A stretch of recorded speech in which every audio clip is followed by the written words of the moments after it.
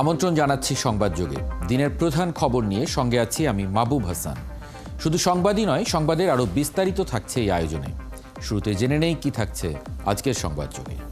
কোটেঘাটের অবস্থা ভালো, তো একটু আতঙ্ক ফিল করতেছি। এখন 10টাতে 5টা কারফিউ শিথিল করায় এখন পরিস্থিতি স্বাভাবিক, কিন্তু রাস্তাঘাটের জ্যাম একটু বেড়েছে। সমস্যার মাঝখানে মানুষজন যাতায়াতে কম পড়ে যাচ্ছে, কিন্তু গাড়িতে জ্যামটা। নিরাপত্তা ভালো, বা নিরাপত্তা দেখেই তো আসছি আমরা। আমি মনে করি যে 100% স্বস্তি আছে আমার কাছে। এখন আর ভিতরে আমার ভয়টা নাই। আল্লাহর রহমতে এইভাবে শান্ত পরিবেশ যেন আগামীতে আরও উত্তরোত্তর বৃদ্ধি পায়, এটাই আমাদের কামনা। বরগুনা আমতলী থেকে বরিশালে ডাক্তার দেখাতে আসছি। এখানে আল্লাহর মতে কোনো সমস্যা হয় নাই, আসার পথেও না, যাওয়ার পথেও না। এবারে থাকছে পুরো আয়োজন। ওয়ার্ল্ড ক্লাস টেকনোলজি দ্বারা তৈরি এক্সপার্ট ওয়াটার পাম্প, পানির সমস্যায় এক্সপার্ট সমাধান। 7 ঘন্টা কারফিউ শিথিল থাকায় খুলেছে দেশের সব বিপণী বিতান ও দোকানপাট। তবে গ্রাহকের উপস্থিতি ছিল খুবই কম। ব্যবসায়ীরা বলছেন, গত কদিন প্রতিষ্ঠান খুলতে না পারায় তাদের ব্যাপক ক্ষতি হয়েছে। এখন চেষ্টা করছেন ঘুরে দাঁড়াবার। সড়কে অফিসগামীদের চাপ বাড়ায় অনেক জায়গায় দেখা দেয় যানজট। সহকর্মীদের তথ্য ও ছবিতে প্রতিবেদন। ভয় আর আতঙ্কের পরিবেশ অনেকটা কাটিয়ে স্বাভাবিক রূপে ফিরেছে চট্টগ্রাম। সকাল থেকে কারফিউ শিথিল করতেই বন্দর নগরের সড়কে বেড়ে যায় গাড়ির চাপ। কোথাও কোথাও সৃষ্টি হয় যানজট। কারফিউ শিথিল হবার সুযোগে ময়মনসিংহের ফুটপাতে বসে অস্থায়ী দোকান, যেখানে ভিড় করেন ক্রেতারা। সার্বিক নিরাপত্তায় সড়কে কিছুক্ষণ পর পর দেখা যায় বিজিবির টহল। নিরাপত্তা ভালো, বা নিরাপত্তা দেখেই তো আসছি আমরা। আমি মনে করি যে 100% স্বস্তি আছে আমার কাছে। এখন আর ভিতরে আমার ভয়টা নাই। সিলেটে সকাল 10টা থেকে বিকেল 5টা পর্যন্ত কারফিউ শিথিল থাকায় বিপণী বিতান ও দোকানপাট প্রায় 7 ঘন্টা খোলা রাখা হয়। তবে গ্রাহকদের উপস্থিতি ছিল খুবই কম। সচল হতে শুরু করেছে বরিশালের ব্যবসা বাণিজ্য। বিভিন্ন গন্তব্যে ছেড়ে গেছে দূরপাল্লার গাড়ি। আইন শৃঙ্খলা পরিস্থিতি নিয়ন্ত্রণে সড়কে পুলিশের পাশাপাশি সেনাবাহিনী ও বিজিবির সদস্যদের টহল রয়েছে। আল্লাহর রহমতে এইভাবে শান্ত পরিবেশ যেন আগামীতে আরও উত্তরোত্তর বৃদ্ধি পায়, এটাই আমাদের কামনা। বরগুনা আমতলী থেকে বরিশালে ডাক্তার দেখাতে আসছি। এখানে আল্লাহর মতে কোনো সমস্যা হয় নাই, আসার পথেও না, যাওয়ার পথেও না। রাজশাহীতে স্বাভাবিকভাবেই চলেছে ব্যাংকের কার্যক্রম। তবে বুধবারের তুলনায় বৃহস্পতিবার চাপ কম ছিল। টাকা তুলতে মানে খুব দেরি হচ্ছে। আবার বাইরে যে আমাদের তো ধরেন লেনদেনের ব্যাপার আছে, কিছু পেমেন্ট আছে, তাদেরকে দিতে হবে। আমাদের এই নানান সমস্যার ভিতরে হেফাজতে পড়ে যাচ্ছে। নেত্রকোনায় স্বাভাবিক রয়েছে জনজীবন। বৃহস্পতিবার সকাল 7টায় ছেড়ে গেছে দূরপাল্লার বাস। চলেছে অভ্যন্তরীণ রুটের বাস সহ ইজি বাইক, সিএনজি চালিত অটোরিকশা সহ ছোট ছোট যানবাহন। আব্দুল্লাহ মামুন, 71। যারা মেট্রো রেল সহ বিভিন্ন স্থাপনায় নাশকতা ও তাণ্ডব করেছে, তাদের বিচার দেশের মানুষের উপরই ছেড়ে দিয়েছেন প্রধানমন্ত্রী শেখ হাসিনা। তিনি বলেন, যারা এমন ক্ষতি করেছে তাদের বিরুদ্ধে দেশবাসীকেই রুখে দাঁড়াতে হবে। সকালে নাশকতায় ক্ষতিগ্রস্ত মিরপুর 10 নম্বরের মেট্রো রেল স্টেশন দেখতে গিয়ে তিনি এসব বলেন। শাহনাজ শারমিনের প্রতিবেদন। যানজটের এই নগরীতে মানুষকে দারুণ স্বস্তি দিয়েছিল মেট্রো রেল। বিশেষ করে মিরপুরবাসীর প্রতিদিনের চলাচলের সময় বাঁচিয়ে এনেছিল গতি। গত 19 জুলাইয়ের নাশকতায় অনির্দিষ্টকালের জন্য বন্ধ হয়ে যায় এই গণপরিবহন। মিরপুর 10 আর কাজীপাড়ার স্টেশনে চালানো হয় ব্যাপক ভাঙচুর। সকালে প্রধানমন্ত্রী নাশকতায় ক্ষতিগ্রস্ত মিরপুর 10 নম্বরের মেট্রো রেল স্টেশন পরিদর্শন করেন। এ সময় তিনি বলেন, যে কটি স্থাপনা বিশ্বের দেশের ভাবমূর্তি উজ্জ্বল করেছে আর জনজীবনে স্বস্তি এনেছে, সেখানেই হামলা চালানো হয়েছে। মেট্রো রেলের উপরে এত আক্রোশ কেন, এমন প্রশ্ন তোলেন সরকার প্রধান। বলেন, এটি বিশ্বাস করা কঠিন, দেশের মানুষই এমন ক্ষতি করেছে। দেশের মানুষের জীবনমান উন্নত করতেই তো কাজ করে যাচ্ছে এবং করেছি, তো এটা তো অস্বীকার করতে পারবে না কেউ। কিন্তু আজকে যে ভয়াবহ ধ্বংসের চিত্র দেখলাম, এটা বিশ্বাস হতে চায় না যে এদেশের মানুষেরা করতে পারে, কিন্তু সেই কাজই করেছে। যারা মেট্রো রেল সহ বিভিন্ন স্থাপনায় নাশকতা ও তাণ্ডব চালিয়েছে, তাদের বিচার দেশের মানুষের উপরই ছেড়ে দিয়েছেন প্রধানমন্ত্রী শেখ হাসিনা। তিনি বলেন, যারা এমন ক্ষতি করেছে তাদের বিরুদ্ধে দেশবাসীকেই রুখে দাঁড়াতে হবে। দেশবাসীকেই রুখে দাঁড়াতে হবে, বিচার তাদের করতে হবে। আমি তাদের কাছেই বিচার চাই, কারণ আমাদের প্রত্যেকে এই যে মন্ত্রণালয়ের যারা এবং এই মেট্রো রেল নির্মাণ কার্যের সাথে যারা জড়িত তাদের আজকে চোখের পানি পড়ছে এটা দেখে, যে কিভাবে একটা দানবিক কর্মকাণ্ড এদেশে হলো। প্রধানমন্ত্রী বলেন, শিক্ষার্থীদের আন্দোলনের সুযোগ নিয়ে সন্ত্রাসীরা মেট্রো রেলে নাশকতা চালিয়েছে। নগরবাসীর জীবনে সময় বাঁচিয়ে স্বস্তি দিয়েছিল যে গণপরিবহন, তার নাম মেট্রো রেল। সেই মেট্রো রেলের ব্যস্ততম স্টেশন মিরপুর 10-এ সন্ত্রাসীরা যে তাণ্ডব চালিয়েছে, এর ফলে যে ক্ষয়ক্ষতি হয়েছে তা কাটিয়ে এই স্টেশন আবারও চালু করতে 1 বছরেরও বেশি সময় লাগবে বলছে মেট্রো রেল কর্তৃপক্ষ। Shahnaz Sharmin, 71, metro rail, Mirpur 10 station, Dhaka. জনজীবন ধীরে ধীরে স্বাভাবিক হয়ে আসছে এবং এটা একেবারে পুরোপুরি আগের অবস্থায় ফিরিয়ে নিয়ে যেতে রাজনৈতিক দলগুলোর যেমন ভূমিকা আছে নাগরিক সমাজ, অভিভাবক এবং শিক্ষকদেরও ভূমিকা। এসব নিয়ে আজকে একটু কথা বলবো। আমাদের সঙ্গে আজকে আছেন বাংলাদেশ আওয়ামী লীগের সাংগঠনিক সম্পাদক অ্যাডভোকেট আফজাল হোসেন এবং ব্লগার ও অনলাইন অ্যাক্টিভিস্ট আরিফ জেপটিক। আপনাদের স্বাগত জানাচ্ছি সংবাদযোগে। আরিফ জেপটিক, আজকে আমরা দেখলাম যে এইচএসসি পরীক্ষা পিছিয়ে দেওয়া হয়েছে, যেটি আসলে চলছিল এই যে গত কয়েকদিনের সহিংসতা তাণ্ডব, এরপরে আসলে পরীক্ষার পরিবেশ কি, স্কুল কলেজ খোলার পরিবেশটা নিয়েও এখন ভাবার কথা বলছেন অনেকে। মানে সেই জায়গায় নাগরিক সমাজ, অভিভাবক, রাজনৈতিক দল এবং শিক্ষকদের আসলে কি ভূমিকা দেখেন স্কুল কলেজ বিশ্ববিদ্যালয় খোলার ক্ষেত্রে? সকলে যার যার জায়গা থেকে দায়িত্বশীলতার পরিচয় যদি না দেন তাহলে কিন্তু একটা ক্রাইসিস শেষ হবে না এত দ্রুত। সুতরাং আমার কাছে মনে হয় এইচএসসি পরীক্ষা পিছিয়ে দেওয়ার যে সিদ্ধান্ত, এটা খুবই ভালো একটা সিদ্ধান্ত হয়েছে। এই মুহূর্তে যে ঝুঁকির মুখে আছে আমাদের সাধারণ এইচএসসি পরীক্ষার্থীরা, তাদের অভিভাবকরা, এই সময়ে এসে আমার কাছে পরীক্ষা, যে কোনো জায়গায় একটা পরীক্ষার হলে উস্কে দিয়ে আক্রমণ হতে পারে, হামলা হতে পারে, এবং যে ট্রমার ভেতর দিয়ে আমাদের এই শিশু পরীক্ষার্থীরা কিশোর পরীক্ষার্থীরা যাবে, সেটা গ্রহণযোগ্য বিষয় নয়। তাছাড়া ধরেন আমাদের অবকাঠামোগত অনেকগুলো চ্যালেঞ্জ এখনো রয়ে গেছে। একটু আগে আমরা দেখলাম যে মেট্রো রেলের যে অবস্থা এবং অন্যান্য জায়গায় রাস্তাঘাটের ব্যাপক ভাঙচুর হয়েছে, এই জায়গাগুলো পরীক্ষার জন্য অনুকূল পরিবেশ নয়। একই সাথে ক্যাম্পাসগুলো খুলে দেওয়ার বিষয়টাও ধীরে ধীরে আমাদেরকে অবশ্যই স্বাভাবিক জীবনযাত্রায় ফেরত যেতে হবে, কিন্তু সেটাও আমার মনে হয় একটু পরিবেশ নিশ্চিত করে তারপরে করা উচিত। এবং এখানে অভিভাবকদেরকে সতর্ক থাকতে হবে যাতে করে আমাদের সাধারণ ছাত্রছাত্রী যারা আছে তাদেরকে উস্কে দিয়ে যাতে সুবিধাবাদী কেউ আবার নতুন করে কোনো সুযোগ নিতে না পারে, এটা দেখার বিষয় আছে। শিক্ষকদের অনেক বেশি দায়িত্বশীল ভূমিকা নেওয়ার এবং অনেক ভিজিবল থাকার প্রয়োজন আছে। আমরা কিন্তু যদি বলি গত ক্রাইসিসে আমরা যথেষ্ট পরিমাণ শিক্ষকদেরকে ভিজিবল থাকতে দেখি নাই, এই বাস্তবতা মানতে হবে এবং তাদেরও একটা দায়িত্বশীল জায়গা থেকে সাধারণ শিক্ষার্থীদের জানমালের নিরাপত্তার বিষয়টা নিশ্চিত করতে হবে। এবং একসাথে আইনশৃঙ্খলা বাহিনী এবং অন্যান্য যারা স্টেক হোল্ডার আছেন, শান্তি শৃঙ্খলা রক্ষায় কাজ করছেন, তাদেরকেও সেই নিশ্চয়তার পরিবেশটা তৈরি করতে হবে যাতে আমাদের সাধারণ ছাত্রছাত্রী যারা আছে তারা একটা নিরাপত্তা বোধ পায়। কারণ এখন অনেকে আশঙ্কা করছেন যে এই যে এতগুলো ভাঙচুর হয়েছে, এই যে এর ফলে অহেতুক কোনো হয়রানি হবে কিনা না, তারপরে হচ্ছে এক ধরনের ট্রমার ভিতর দিয়ে তার সাধারণ ছাত্রছাত্রীরা গেছে, সেই ট্রমা থেকে তাদের বেরিয়ে আসার সুযোগ দিতে হবে। এই জায়গাগুলোতে সবাই যার যার জায়গা থেকে যদি দায়িত্বশীল ভূমিকা আমরা নেই, তাহলে আমার মনে খুব দ্রুতই আবার স্বাভাবিক অবস্থায় ফিরতে পারবো। জি, অ্যাডভোকেট আফজাল হোসেন, শিক্ষা প্রতিষ্ঠান খোলায় আসলে ঝুঁকি দেখেন কিনা, মানে রাজনৈতিক দলের ভূমিকাই বা সেখানে মানে কি হওয়া প্রয়োজন? ধন্যবাদ আপনাকে।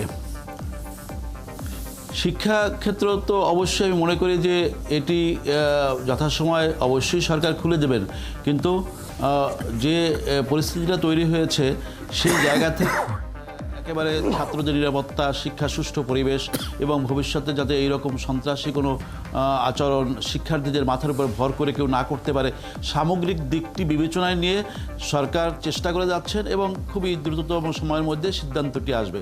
তবে আমি যেটা মনে করি যে আজকে বাংলাদেশে এই যে একটি নারকীয় অবস্থা তৈরি হলো, মাননীয় প্রধানমন্ত্রী একটু আগে তার যে মেট্রো রেলের পরিদর্শন করতে গেলেন, সেখানে তার যে মনের অবস্থা যেটা দেখলাম, আমি মনে করি সারা বাংলাদেশের মানুষের একই অবস্থা।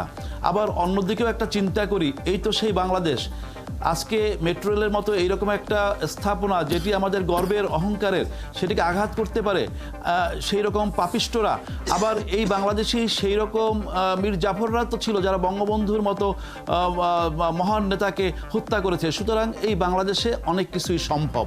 সুতরাং আমাদেরকে সজাগ থাকতে হবে, কারণ দেশটা আমাদের সকলের, দায়িত্বশীল আচরণটি সকলের করতে হবে এবং এই দেশ থাকলে আমরা সকলে থাকবো। এবং সেই কারণে বঙ্গবন্ধু কন্যা জননেত্রী শেখ হাসিনা মানুষের উপর কিন্তু বিচারের ভারটি দিয়েছেন। কারণ এই যে এদেরকে কে বিচার করবে? কারণ আমরা মনে করি যে আজকে একটা সুস্থ স্বাভাবিক পরিবেশ সবারই কাম্য। একটু আগে আপনার যে প্রতিবেদনগুলো আমরা দেখলাম, প্রত্যেকটা মানুষ কিন্তু বলছেন যে আমরা স্বস্তি চাই, শান্তিতে আমরা থাকতে চাই এবং সেই কারণে ইতিমধ্যে কিন্তু এক ধরনের স্বস্তি ফিরে এসেছে।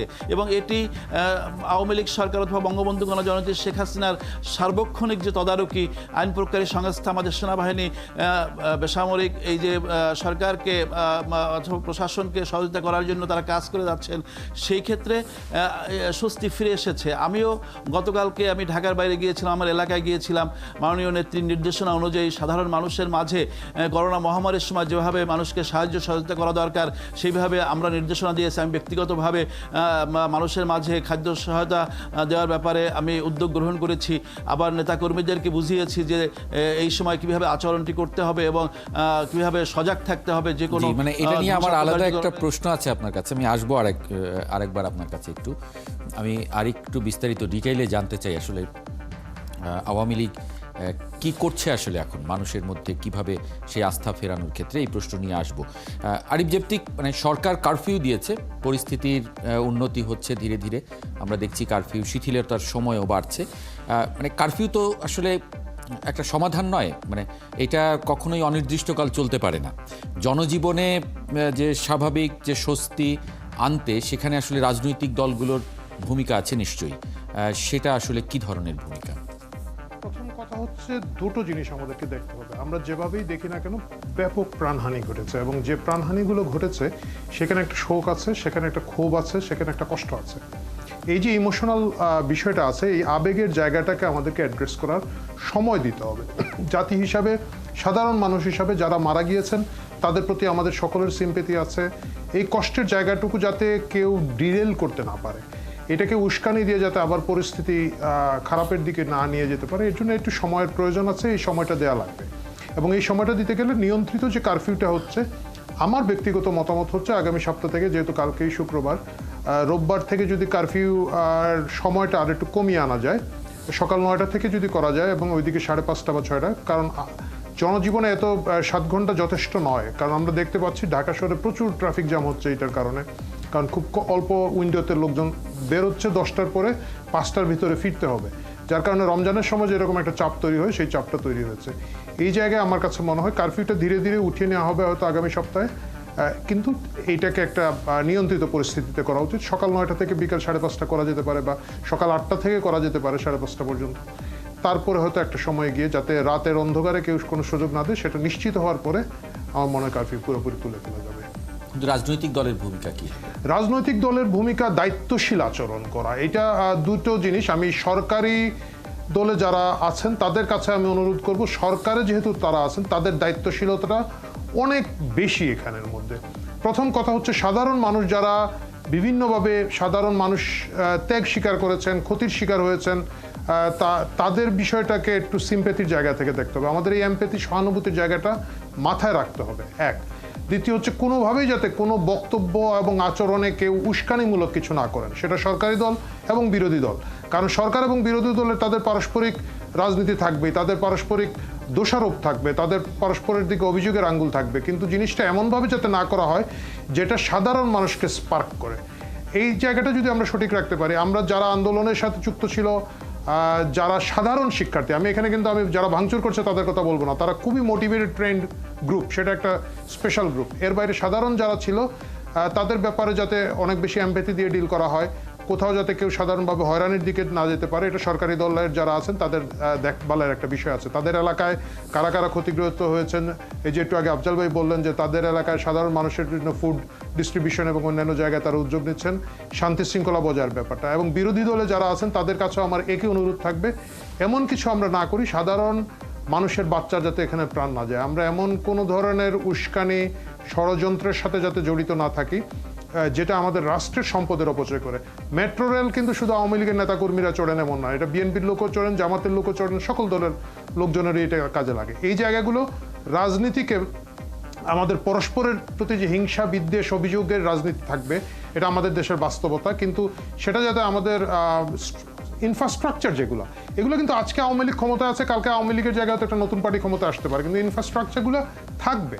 এই জায়গাটা যাতে আমরা দেখি, এবং এই ইনফ্রাস্ট্রাকচার কিন্তু আমাদের সকলের টাকায় তৈরি করা হয়েছে। এই জায়গাগুলো দেখা, সাধারণ মানুষকে কোনোভাবে উস্কানি দিয়ে গুলির মুখে ফেলে না দেওয়া, সাধারণ মানুষকে অনেক বেশি ইমোশনালি ব্ল্যাকমেইল করে এমন কোনো জায়গায় নিয়ে যাওয়া, উত্তেজিত করা, এই জায়গা থেকে বিরোধী দলের যারা আছেন তাদেরকেও একটু সতর্ক থাকতে বলি। সকলে যদি যার যার জায়গা থেকে আমরা দায়িত্বগুলো পালন করেন, সকল রাজনৈতিক দল, তাহলে আমাদের দেশটার শান্তি থাকবে। আমাদেরকে প্রায়োরিটি রাখতে হবে শান্তিতে। আফজাল হোসেন, মানে গত কয়েকদিনে নাশকতা, তাণ্ডব, সহিংসতার ঘটনায় মানুষের মনে একটা শঙ্কা, ভয়, সংশয় মানে জেগে আছে, তৈরি হয়েছে। সেটা আবার আস্থার জায়গায় ফেরাতে রাজনৈতিক দল হিসেবে আসলে আওয়ামী লীগ কী ভূমিকা নিচ্ছে? দেখুন, আমরা তো সবসময় শান্তিতে বিশ্বাস করি, এবং বঙ্গবন্ধু কন্যা জননেত্রী শেখ হাসিনা শান্তি, উন্নয়ন, গণতন্ত্রের ধারায় চেষ্টা পরিচালনা করছেন। কিন্তু শান্তি বিনষ্টকারী কারা? আজকে সরকারের পক্ষ থেকে মাননীয় প্রধানমন্ত্রী কিন্তু এই ব্যাপারে কিন্তু প্রথম দিক থেকেই কিন্তু তিনি আশ্বস্ত করছিলেন উচ্চ আদালত থেকে এমন রায় আসবে যাতে তারা আশ্বস্ত হবেন, এরকম সমস্ত কিছু কথা বলার পরও, আলোচনার আহ্বান জানানোর পরেও কিন্তু ঘটনাটি থামানো যায়নি। যারা উপর থেকে গুটিটা চালান করেছে তারা কিন্তু তাদের কাজটি করেছে। সুতরাং এখন যেটা সবচেয়ে দায়িত্ব, সেটা হলো যে একদিকে রাজনৈতিক দল হিসাবে আওয়ামী লীগ এবং যারা মুক্তিযুদ্ধের চেতনায় বিশ্বাস করে আমরা তো সজাগ আছি, পাশাপাশি অন্যান্য যারা এর মধ্যে স্বার্থ হাসিলের চেষ্টা করছে তাদেরও স্মরণ করতে হবে বাংলাদেশটা আমাদের সকলের। সুতরাং এই বাংলাদেশ নিয়ে যদি কোনো এইরকম মরণ খেলায় কেউ খেলে, সেই খেলা থেকে সেও মুক্ত থাকতে পারবে না। সুতরাং আমরা মনে করি আগামী দিনগুলিতে বাংলাদেশে শান্তি ফিরিয়ে আনতে হবে, এবং শান্তি ফিরিয়ে আনতে গেলে আজকে সরকারের যে আইন প্রয়োগকারী সংস্থা তারা কাজ করে যাচ্ছে। এখন একটা গণতান্ত্রিক সরকারের যে আইনের প্রতি সকলে শ্রদ্ধাশীল থাকবে, এটাই তো হওয়া উচিত। কিন্তু এই যে পুলিশ বাহিনীর সদস্য অথবা আনসার বাহিনীর সদস্য, বিজিবির সদস্য অথবা আমার সেনাবাহিনী, এরা তো এই দেশেরই সম্পদ, অথবা এরা আমাদেরই কারো আত্মীয় স্বজন, আমাদেরই কারো ঘনিষ্ঠজন, অথবা আমারই পড়শি। সুতরাং তাদের উপরে হামলা করে কি স্বার্থটা হাসিল করবে? সুতরাং শেষ বিচার আমি যেটা মনে করি, যারা এই কাজটি করছেন তারা দেশবিরোধী, তাদের কোনো দল নাই, পথ নাই, তারা সন্ত্রাসী। সুতরাং কোনো সন্দেহ নেই। কিন্তু আফজাল হোসেন, আরিফ জেফতিক যেমন বলছিলেন যে অনেক সাধারণ মানুষের প্রাণহানিও ঘটেছে, অ্যাক্সিডেন্টাল ডেথ হয়েছে অনেক সহিংসতায়, যেভাবেই হোক, মানে সেগুলো অ্যাড্রেস করা, মানে সহমর্মিতা দেখানো, মানে পরিবারে যে ক্ষতিগুলো হয়েছে সাধারণ মানুষের, সেগুলো মানে কিভাবে আপনারা অ্যাড্রেস করছেন দল হিসেবে? আসলে শোনেন, যে মৃত্যুবরণ করেছে সেই অপূরণীয় ক্ষতি হয়তো কোনোভাবেই মানে এটি হয়তো এটা করা যাবে না, কিন্তু বাস্তবতা হলো যে আমাদের দলের পক্ষ থেকে আমাদের নেত্রী, মাননীয় নেত্রী, তিনি কিন্তু বলেছেন যে আমি স্বজন হারার কি বেদনা এটি তার ছাড়া কেউ বেশি অনুভব করতে পারে না। এবং সেই জায়গা থেকে কিন্তু তিনি বলেছেন যে যারা স্বজন হারিয়েছেন তাদের পরিবারের দেখাশোনা অথবা যেটি করা দরকার, উনি সবসময় যেটি করেন সেটি কিন্তু করার ব্যাপারে তিনি অঙ্গীকারাবদ্ধ। এটি ওনাকে বলতে হয় না, এটা কোনো সরকারের দায়িত্বের মধ্যে পড়ে না। বঙ্গবন্ধুর কন্যা হিসাবে এই দায়িত্বটি এই বাংলাদেশে গত কয়েক দশক পর্যন্ত তিনি পালন করে যাচ্ছেন। 21শে আগস্টে গ্রেনেড হামলা যারা আহত হয়েছে অথবা পরবর্তী সময় অগ্নি সন্ত্রাসে যারা আহত হয়েছেন, প্রত্যেকটি পরিবারকে তিনি দেখাশোনা করছেন। যারা গ্রেনেডটি ছুঁড়েছিল অথবা যারা আগুনটি লাগিয়েছিল তারা তো তারপরে তাদের ওই পরিবারগুলোর কোনো খবর নেয়নি। সুতরাং আমি মনে করি যে আমরা তার প্রতি আস্থাশীল, তিনি কাজটি করবেন। এখন যেটি হয়েছে যে ভবিষ্যতে যাতে এইরকম কোনো অপকর্ম না হয়, বাংলাদেশটা এই যে 75-এর 15ই আগস্ট, 21শে আগস্ট অথবা সেই 2014-15 সেই সময় অগ্নি সন্ত্রাস, এইরকম বারবার কি আমরা এইরকম গুজব, এইরকম দেশবিরোধী শক্তির মুখোমুখি হব? সুতরাং এদেরকে সমূলে উৎপাটন করতে যদি আমরা না পারি, তাহলে বাংলাদেশ নামক রাষ্ট্রের আগামী দিনের চলার পথটা কিন্তু রহিত হয়ে যাবে। সুতরাং এই যে বাংলাদেশটাকে মায়ের মমতা নিয়ে বঙ্গবন্ধু কন্যা জননেত্রী শেখ হাসিনা আলো হাতে আধারের যাত্রী হিসাবে আমাদেরকে আলোর পথে নিয়ে যাচ্ছেন, সেই বাংলাদেশ অন্ধকারে যেতে পারে না। বঙ্গবন্ধুর ভাষা ভাষায় যে আমরা আমাদেরকে দাবায় রাখতে পারবে না, সুতরাং আমাদের বর্তমান প্রজন্ম, তরুণ প্রজন্ম, কিন্তু তাদেরকে বারবার আমরা তো বলতে চাই, বারবার তো আঘাত আসছে, বারবার তো পিছিয়ে দেওয়ার চেষ্টা হচ্ছে। আরিফ জেপ্তিক, মানে ইন্টারনেট স্বাভাবিক করে ফেলা একটা আলাপ আছে, কারণ নানান অসুবিধাও হচ্ছে। আমরা আসলে এখন যে দুনিয়ায় বাস করি সেখানে ইন্টারনেট ছাড়া খুব খুব বিপদ আসলে। মানে সামাজিক যোগাযোগ মাধ্যম খুলে দেওয়ার আলাপও আছে সঙ্গে, মানে সেখানে আসলে কি ভূমিকা দেখেন? সেটা তো রাখতেই হবে, কারণ হচ্ছে আপনি ইনফরমেশন বন্ধ করে আসলে কোনো কিছু বন্ধ করে দেওয়া যায় না। ইনফরমেশন যখন আপনি কন্ট্রোল করবেন, গুজব তত দ্রুত রটবে। মানে উদ্ভট সব গুজব কিন্তু তৈরি হয় যখন আপনি যথেষ্ট পরিমাণ তথ্য সাধারণ মানুষকে দিতে পারবেন না। আমরা সাধারণ মানুষের উপরে আমাদেরকে আস্থা রাখতে হবে, তারা ভালো কোনটা খারাপ কোনটা বুঝবেন। সাময়িক একটা বিভ্রান্তি হয়তো তৈরি করে ফেলা যায়, সেই বিভ্রান্তি কাটিয়ে উঠতে হলে আরও প্রচুর তথ্য এখানে শেয়ার করার বিষয় আছে। এই যে মানবিক গল্পগুলো আছে, এই যে টোটাল ডিজাস্টারের মধ্যে আপনি দেখেন একজন পুলিশ সদস্য মারা গিয়েছেন আন্দোলনের সাথে যারা জড়িত ছিল তাদের হাতে, আবার নারায়ণগঞ্জে কিন্তু একজন পুলিশের সন্তান আন্দোলন করতে গিয়ে গুলি খেয়ে মারা গিয়েছেন। এই যে একটা সমাজের মধ্যে বিভিন্ন স্টেক হোল্ডাররা পরস্পরের সাথে সম্পর্কিত আমরা, এবং সকলেই কিন্তু এই ব্যথা, এই কষ্টের ভুক্তভোগী। এই জায়গাটা যদি পরস্পরের সাথে শেয়ার করার সুযোগ করে দেওয়া যায়, আমার কাছে মনে হয় সেটা খারাপ হবে না। আপনি একটা জিনিস খেয়াল করে দেখবেন, এই যে খুব দ্রুত, বিশেষ করে বৃহস্পতিবারে যখন ঢাকা বিশ্ববিদ্যালয় বন্ধ ঘোষণা করা হলো, শুক্রবারে আশা করা গিয়েছিল পরিস্থিতি অনেক উন্নতি হবে, কিন্তু সবচেয়ে বড় আক্রমণগুলো হয়েছে শুক্রবারে। তো সেটা যখন হলো, এটার সাথে কিন্তু সামাজিক যোগাযোগ মাধ্যমে কিন্তু খুব বড় আকারে প্রচারণা হয়েছে, এটা দেখি নাই আমরা কিন্তু খুব কন্টিনিউয়াসলি এই জায়গাগুলো নিজেদের মতো করে মনিটর করি, আমাদের অনেক বেশি কানেক্টিভিটি, কিন্তু এটা ছিল না। এটা কোথাও না কোথাও অন্য কোনো সূত্রের মাধ্যমে করা হয়েছে, অর্গানাইজ করা হয়েছে, যেটার মাধ্যমে ভাঙচুরের জায়গায় সাধারণ ছাত্ররা যখন ক্যাম্পাসে গেছে, ক্যাম্পাসে যখন পুলিশ এবং সাধারণ ছাত্রদের মধ্যে সংঘর্ষ হচ্ছে বিভিন্ন প্রাইভেট বিশ্ববিদ্যালয়গুলোর সামনে, একই সময় কিন্তু ইনফ্রাস্ট্রাকচারগুলো যেগুলো বিশ্ববিদ্যালয় থেকে অনেক দূরে, সেখানে একটা আলাদা একটা গ্রুপ গিয়ে হামলা করছে। এইটা কিন্তু সামাজিক যোগাযোগ মাধ্যমে হয় না, কিন্তু তখন যদি এই ইনফরমেশন আরও বেশি প্রচার করা যেত, আমার মনে হয় সাধারণ মানুষ আরও দ্রুত জিনিসটা বুঝতে পারত এবং ফিরে আসার সম্ভাবনা ছিল। আমি ইন্টারনেট খুলে দেওয়ার পক্ষে। এখানে অর্থনীতিতে একটা বিশাল ক্ষতি হচ্ছে, আমাদের এক্সপোর্টে ক্ষতি হচ্ছে, বিশেষ করে আমাদের সফটওয়্যার ইঞ্জিনিয়ার, আমাদের যে টোটাল আইটি সেক্টরে যারা কাজ করে থাকেন, আন্তর্জাতিকভাবে ব্যবসা করে থাকেন, এটা সাধারণত তরুণ ফ্রিল্যান্সারদের একটা বিরাট সংখ্যক লোকজন, তারা খুবই বিপদে আছেন। ফেসবুক এবং অন্যান্য সামাজিক মাধ্যমে আমাদের সাধারণ এন্টারপ্রেনার যারা ব্যবসা করে থাকেন, একটু পোশাক বেচেন, একটু খাবার বিক্রি করেন, তাদের ব্যবসা বাণিজ্য বন্ধ আজকে সপ্তাহখানেক ধরে। এর বাইরে তো অন্যান্য জিনিসগুলো আছে। সুতরাং তথ্যের অবাধ যাতায়াতটা দিতে হবে, মানুষ ভালোটা বুঝে নেবেন, খারাপটাকে বাদ দিবেন, এবং সেই জায়গাটা প্রচুর তথ্য সকলকেই সরবরাহ করতে হবে, সত্য তথ্যটা, তাহলে গুজব সামলানো যাবে। অ্যাডভোকেট আফজাল হোসেন, সামাজিক যোগাযোগ মাধ্যম খুলে দেওয়াটা প্রয়োজনীয়তা আছে, এটার সঙ্গে এখন মানুষের নানানভাবে মানুষ আসলে এটার সঙ্গে জড়িত হয়ে পড়েছে, ব্যবসা বাণিজ্য থেকে শুরু করে জীবনযাপন। কিন্তু সামাজিক যোগাযোগ মাধ্যমে ভুল তথ্য, অপতথ্য এবং গুজব এগুলো নানানভাবে নানান সময়ে ছড়িয়েছে। এটা নিয়ে ৭১ টেলিভিশন বছরের পর বছর কথা বলে গেছে, এই অনুষ্ঠানে আমি অসংখ্যবার বলেছি। মানে কিন্তু এটা নিয়ে যে নাশকতাও ঘটেছে এটাকে ব্যবহার করে, সেই সংখ্যাটাও কিন্তু মানে কম নয়। কি ভূমিকা আসলে প্রয়োজন রাজনৈতিক দলের? আপনাদের অনেক মানে নিম্ন পর্যন্ত অর্গানাইজড মানে সংগঠন আছে, সেই জায়গা থেকে আমি বিশ্বাস করি যে সমাজে যে আইনের শাসন যেটা, সেটি একেবারে আমাদের মনোজগতে যতদিন পর্যন্ত আমরা নিশ্চিত করতে না পারবো, তখন ততদিন পর্যন্ত কিন্তু অনেক ধরনের ঘটনা ঘটবে। কারণ এই তো সেই দেশ যেখানে বঙ্গবন্ধু হত্যাকাণ্ডের পরে এখানে ইন্ডেমনিটি অধ্যাদেশ হয়েছিল, এবং তারপরে আইনের শাসন বা এদেশে কায়েম করার জন্য বঙ্গবন্ধু গণজননেত্রী শেখ হাসিনা কাজ করে যাচ্ছেন। কিন্তু এখন যারা আইন মানে না, যারা বিচার মানে না, যারা কোর্ট মানে না, যারা ভিন্ন বার্তা ছড়ায়, যারা আজকে এই 21 শতাব্দীর এই সময় চাঁদের সাইডদিকে দেখা গিয়েছে সেটা বলে পুলিশ হত্যা করতে পারে, মানুষ হত্যা করতে পারে। সুতরাং সেই দেশে আমি মনে করি যে আগামী দিনে আমাদের অনেক কিছু নিয়েই ভাবতে হবে। আজকে যে ইন্টারনেট অথবা এই যে সামাজিক যোগাযোগ মাধ্যম অথবা এই যে এই বিষয়টি, আমি মনে করি যে আমাদের নেত্রীও আক্ষেপ করে বলছিলেন যে তরুণ প্রজন্ম, তাদেরকে আমরা দিন বদলের সনদ উৎসর্গ করেছিলাম, এবং ডিজিটাল বাংলাদেশের সবচাইতে বড় মানে আগামী দিনে সুন্দর একটা ভবিষ্যৎ বাংলাদেশের জন্য গড়ার জন্য বঙ্গবন্ধু কন্যা জননেত্রী শেখ হাসিনা ডিজিটাল বাংলাদেশ গড়েছিলেন, তার সুফল তরুণ প্রজন্ম ভোগ করবে।